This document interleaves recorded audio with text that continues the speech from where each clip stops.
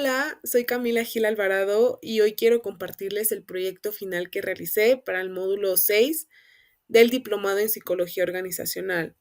Está ubicado en la línea 6, Salud Organizacional, y este trabajo se titula Evaluación y aplicación de la NOM 035 en una empresa privada, un proyecto de bienestar laboral. Debo mencionar que fue mucho más que un ejercicio académico, fue una intervención real en una organización del sector dermocosmético con el objetivo de mejorar la salud emocional y el bienestar laboral de sus colaboradores. Parte del contenido que veremos es el marco teórico, los objetivos, las fases del proyecto, los resultados e incidencias, conclusiones y las referencias bibliográficas. Empezando por el marco teórico, sabemos que la salud organizacional es fundamental para que las empresas sean productivas sin descuidar el bienestar de su gente. Tal como lo definen autores como Chiavenato y Robbins, una organización saludable es aquella que combina eficiencia, adaptabilidad, comunicación efectiva y cuidado emocional. La Organización Mundial de la Salud define la salud mental como un estado de bienestar en el cual el individuo se da cuenta de sus propias capacidades, el cómo puede afrontar las tensiones normales de la vida, trabajar de forma productiva y contribuir a la comunidad. En el contexto laboral, la salud mental implica la capacidad de manejar adecuadamente las presiones del trabajo, tomar decisiones asertivas y establecer relaciones sanas con colegas. Leka y Jane afirman que la salud mental en el trabajo no solo implica la ausencia de enfermedades mentales, sino también la presencia de condiciones que permiten el desarrollo integral del trabajador. Las consecuencias de una mala salud mental laboral pueden traducirse desde desmotivación, conflictos, disminución del rendimiento, ausentismo y enfermedades. En casos mayores está el burnout, la ansiedad o la depresión que también afectan tanto al trabajador como al clima organizacional. Y bueno, Karensen y Torrell mencionan que en el entorno laboral pueden actuar como un factor de protección o como un factor de riesgo para la salud mental. Esto dependiendo de cómo estén organizadas las condiciones de trabajo. Si hablamos de entorno laboral, también tenemos que mencionar los factores de riesgo psicosocial, los cuales se han convertido en un tema prioritario porque hablamos de sobrecarga, la falta de reconocimiento, liderazgo negativo o jornadas extenuantes. Y bueno, estos factores afectan no solo el clima, sino también la salud directamente, como lo mencioné antes, generando burnout, ansiedad, rotación o conflictos constantes. De acuerdo con Cox y Griffin, los factores de riesgo psicosocial son aquellos aspectos del diseño, la organización y la gestión del trabajo, así como su contexto social que tienen el potencial de causar un daño psicológico o físico. Y bueno, las consecuencias es que si nos exponemos prolongadamente a estos factores de riesgo, pueden tener consecuencias muy graves en la salud. Entre los más comunes, ya los habíamos mencionado, trastornos de ansiedad, insomnio, fatiga crónica, problemas digestivos y cardiovasculares, también un bajo rendimiento y un aumento de errores y accidentes laborales. Y pues bueno, algo también muchísimo más importante es que incluso pueden derivar enfermedades más graves. También mencionar algo muy importante que pongo aquí, que abordar estos factores no solo es un asunto de cumplimiento normativo, sino de ética y responsabilidad organizacional. Y bueno, ¿cómo fue que se originó esta norma? Pues bueno, básicamente ante el incremento de problemas relacionados con la salud mental y la violencia laboral en México, surgió la necesidad de una norma que protegiera a los trabajadores desde el enfoque psicosocial. Hasta entonces no existió una regulación específica que abordara estos riesgos en el ámbito laboral y es por ello que en octubre del 2018 la Secretaría del Trabajo y Prevención Social publicó la norma oficial mexicana NOM 035 STPS 2018, la cual establece las disposiciones necesarias para prevenir factores de riesgo psicosocial, como señala la misma norma. Esto la verdad es que es un hito en la legislación mexicana porque reconoce formalmente los factores de riesgo psicosocial como elementos que deben ser gestionados dentro de los centros de trabajo. Algo también muy importante es que su creación coloca a México como uno de los primeros países latinoamericanos en tener una norma específica sobre este tema. Y bueno, la verdad es que el principal objetivo de la NOM es establecer los elementos para identificar, analizar y prevenir los factores de riesgo psicosocial, así como promover un entorno organizacional favorable en los centros de trabajo. Esto con el fin de proteger la salud mental de los trabajadores y contribuir a las mejoras de las condiciones laborales. También, ¿a quiénes aplica? La NOM aplica para todos los centros de trabajo del país, sin importar el giro o el tamaño de la empresa. No obstante, las acciones requeridas sí van variando dependiendo del número de empleados que tengamos. De 1 a 15 es una, de 16 a 50 y a más de 50. Es obvio que a mayor número de empleados es mayor el nivel de exigencia en cuanto al diagnóstico, la prevención y el seguimiento. Algo también muy importante es que la norma incluye desde la difusión de políticas preventivas hasta la evaluación del entorno organizacional y, por supuesto, el diseño de estrategias y de mejora. Mencionando esto, hay que hablar sobre las obligaciones que tiene tanto el patrón como los trabajadores, y en la norma lo especifican bastante bien. Dentro del marco, el patrón está obligado a establecer una política de prevención, identificar, analizar dichos factores, así como también la violencia laboral, y debe evaluar el entorno organizacional, promover la sensibilización, impartir capacitaciones, mantener registros y evidencias del cumplimiento de todas estas acciones, y todo esto con el objetivo de garantizar un ambiente laboral seguro y saludable.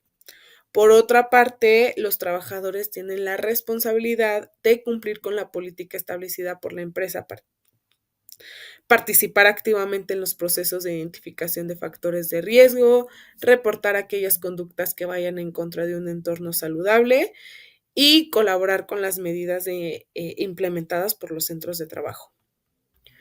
Y bueno, como ya lo he estado mencionando todo este tiempo, los beneficios que tiene la NOM para las empresas, pues está desde mejorar la cultura del bienestar, reducir la rotación, ausentismo y los conflictos, también mejora el desempeño, la productividad, la reputación, también fortalece el compromiso y la confianza entre equipos y sobre todo, y ahorita que está mucho de moda, posicionar a estas empresas como buenas prácticas también es algo muy importante y que destaca demasiado en las empresas. Ahora bien, ya que tenemos todo el contexto de qué es lo que hace y qué es lo que previene y qué es lo que debemos hacer, ahora sí entremos a la problemática y el por qué se quiso realizar esto. Y bueno, la empresa donde se realizó está en crecimiento, pasó de ser una empresa familiar a ser un corporativo. Durante 2 años hubo un crecimiento increíble donde se alcanzó hasta 180 colaboradores en México. Sin embargo, enfrentaba varios retos como la rotación. Estaba superior al 40% y bueno, siendo parte del sector y conociendo estos temas, se supone que el 15% de rotación es lo sano, pasando de eso, pues ya es una problemática. Y bueno, a final del 2024 terminamos con esto, que hasta el momento en donde se entregue este proyecto, que es en junio, pues bueno, la rotación no ha cambiado, el número sigue incluso hasta más. También mencionaron problemas de comunicación interna, sobrecarga de tareas, ausencia de acompañamiento emocional también. Esto motivó la aplicación de la NOM, no solo como obligación legal, sino como una herramienta estratégica para poder escuchar, diagnosticar y mejorar. Pasando a los objetivos, el objetivo general fue identificar los factores de riesgo psicosocial y el clima emocional a través de una encuesta basada en la NOM 035 para generar un diagnóstico organizacional y proponer estrategias de mejora. He de mencionar que el objetivo inicial no era este, se tuvo que cambiar. Más adelante les explicaré en las incidencias el por qué. Pero bueno, la encuesta que se realizó no fueron las guías que están en la norma oficial, sino una encuesta preliminar que nos basamos en estas guías. Como objetivos específicos está la aplicación de la encuesta, analizar los resultados y formular propuestas centradas en el bienestar emocional y en el liderazgo consciente. Bueno, pasando a las fases del proyecto, este se dividió en 5 fases y en 2 partes. La primera describe lo que pasó hasta donde se entregue este trabajo y la segunda son las acciones que se harán después. Empezando por la fase 0, que fue la planeación, se realizó del 11 al 26 de febrero del 2025. En esta revisamos costos, formamos el comité de ética y presentamos el proyecto a dirección general. Aquí quiero hacer un paréntesis. Si bien este proyecto nos los hacen hacer o realizar desde octubre, la salida, bueno, parte de una de mis incidencias, la salida de mi directora de esta área hizo que se retrasara y hasta enero se retomó este proyecto. Es por eso que se dividió justo en estas 2 partes para que pudiera alcanzar el tiempo. Ya aclarando esto, pasamos a la fase 1, donde fue la sensibilización y aquí básicamente capacitamos a los líderes en comunicación, inteligencia emocional, trabajo en equipo, también formación de administración del tiempo, autoestima y también trabajamos mucho con los líderes. Esto se realizó del 28 de febrero al 23 de abril del 2025. Pasando a la fase 2, esta fue el diagnóstico preliminar, se realizó del 13 de mayo al 4 de junio del 2025 y aquí se aplicó una encuesta adoptada de la NOM 035 y analizamos los riesgos por área. Hasta aquí es en donde llegan los resultados que les presentaré más adelante. Pasando a la parte 2, que es lo que se está trabajando desde ahora hasta agosto, está la fase 3, que es la aplicación de las guías, donde la agencia nos ayudará a implementar la guía 1, 2 y 3 para identificar a las personas en riesgo o que viven eventos traumáticos. Y en la fase 4, que va del 30 de junio al 28 de agosto del 2025, es el plan de acción. Aquí ya con los resultados de las guías de referencia crearemos medidas concretas por áreas, generaremos indicadores y documentaremos este proceso. Debo mencionar que cada fase implicó colaboración, escucha activa y demasiada adaptabilidad. Muy bien, pasando a los resultados, la encuesta se aplicó del 19 al 28 de mayo y hasta el 4 de junio se realizó los resultados. En esta participaron 132 personas, lo cual representa el 83% del total de la población. Y las áreas con más participación fueron finanzas, ventas, marketing y logística. Y bueno, el 78% no manifestó riesgos significativos, lo cual fue positivo. Y para ser honestas, sí me sorprendió este resultado debido a que yo creí que iba a ser al revés, ¿no? Que el 78% iban a percibir un malestar o un riesgo.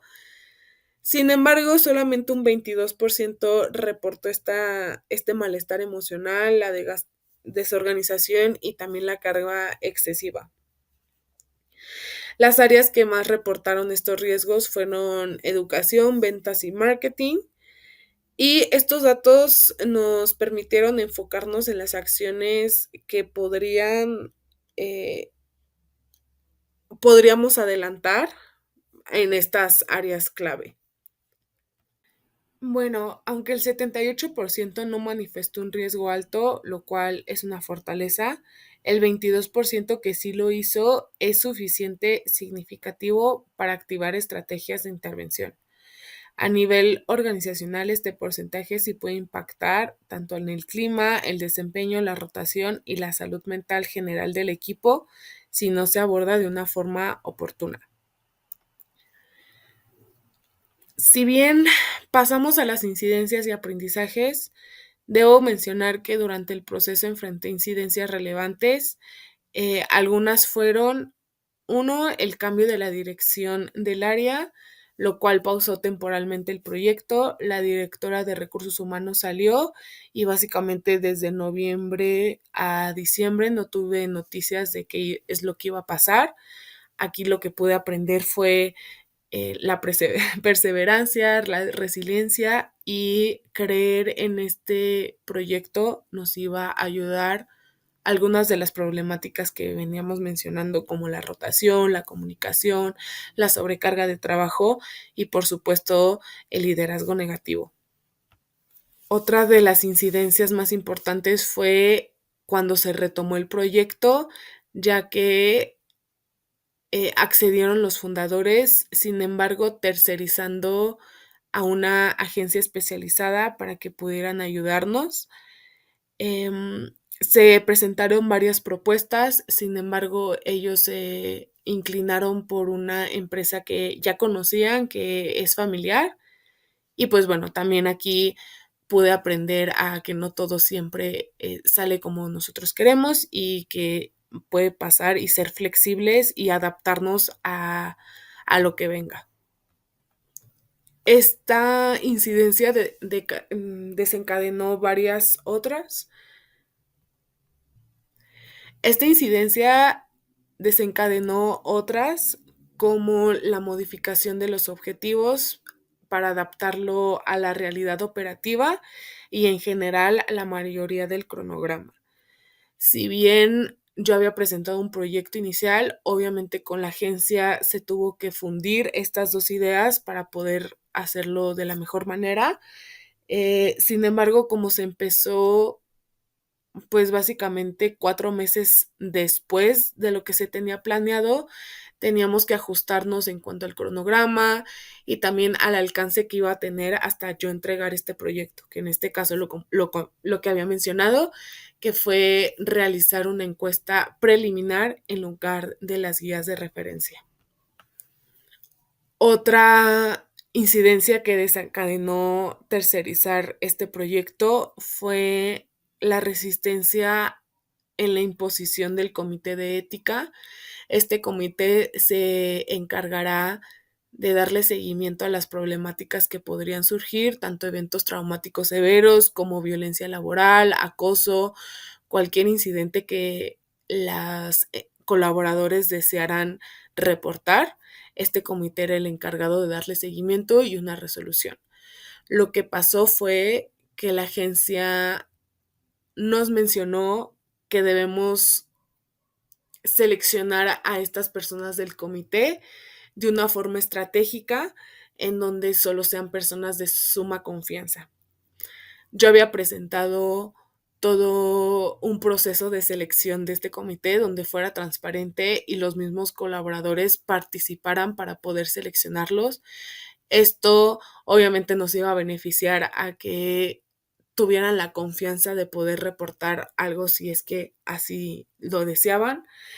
Sin embargo, las personas que estaban seleccionadas no se notaba que no eran de suma confianza para ellos, solamente para los dueños.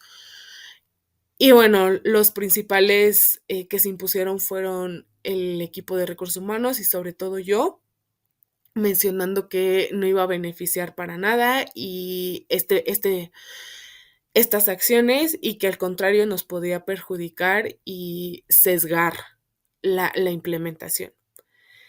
De esto la verdad es que sí aprendí bastante, como la resiliencia, también aprendí que debo mantenerme ante mi ética, profesional, sin embargo, también el adaptarme y el reconocer que no siempre se van a hacer las cosas, entre comillas, bien, em, pero adaptarnos a la mejor manera. Y bueno, la última incidencia relevante que tuve fueron los retrasos, en el cronograma por parte de otras áreas, ya que esto se trabaja en equipo, pues bueno, también depender de otras áreas o de otras personas hace que no todo siempre salga de la mejor y como tú lo tenías planeado. Y bueno, ya para cerrando esto, debo mencionar que cada incidencia me dejó un aprendizaje, como ser más flexible, comunicar de forma transparente, saber acompañar en los procesos sin perder el rumbo, también el ser resilientes, que fueron uno de los más grandes aprendizajes que me llevo, también mantener la postura y aferrarme a mis valores, pero sobre todo a mi ética profesional como psicóloga en este ámbito. Para finalizar, llegamos a las conclusiones y bueno, implementar la NOM 035 en esta empresa fue un ejercicio de diagnóstico, acción y cultura y me permitió abrir conversaciones que antes no se daban, como la salud mental, liderazgo, cargas de trabajo, sentido de pertenencia. También el yo poder liderar este proyecto desde recursos humanos fue una experiencia de crecimiento profundo. Pude aplicar lo que aprendí, pero también aprender de la realidad compleja en una organización en transformación. Pasando a la bibliografía, pues bueno, aquí contiene de dónde saqué toda la información para el marco teórico. Y pues bueno, para finalizar, debo agradecer el acompañamiento que tuve del profesor Sergio en este recorrido. Debo mencionar que este proyecto fue una oportunidad para poner en práctica lo que aprendí, pero también generar un impacto real. Y bueno, me voy convencida de que el bienestar laboral no es un lujo ni una moda, es una estrategia fundamental para poder construir organizaciones sostenibles, humanas y con sentido. Y bueno, este proyecto a la fecha de entrega se queda hasta ahí, pero esto sigue y estoy muy agradecida por eso. Y pues bueno, esto es todo por mi parte. Muchas gracias.